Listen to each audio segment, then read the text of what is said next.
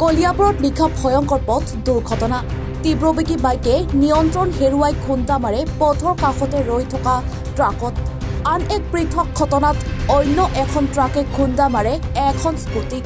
তেজপুৰৰ পৰা কলিয়াবৰৰ দিশে আহি আছিল দুচকীয়া বাহন দুখন উলুবনিৰ ৰাষ্ট্ৰীয় ঘাইপথত সংঘটিত হয় এই ঘটনা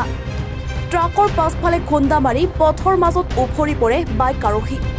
ঘটনাস্থলীত আৰক্ষী উপস্থিত হৈ সংকটজনক অৱস্থাত বাইক আৰোহী আৰু স্কুটি আৰোহী সহ 4জনক কলিয়াবৰ মহকুমা অসামৰিক চিকিৎসালয়ত ভৰ্তি কৰে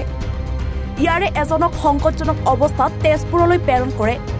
আহত যুৱক কেইজন পৱন দাস অচ্যুত দত্ত জিন্তু নায়ক আৰু পল্লৱ গগৈ বুলি জানিবলৈ দিয়ে চিকিৎসকে কলিয়াবৰৰ পৰা নেকিবুৰ ৰহমানৰ ৰিপৰ্ট এনিভাৰত 24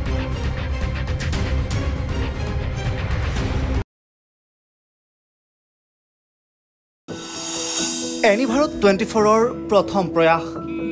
জুবিন গাৰ্গৰ গীতৰ প্ৰতিযোগিতা জুবিনৰ গানে কি আনে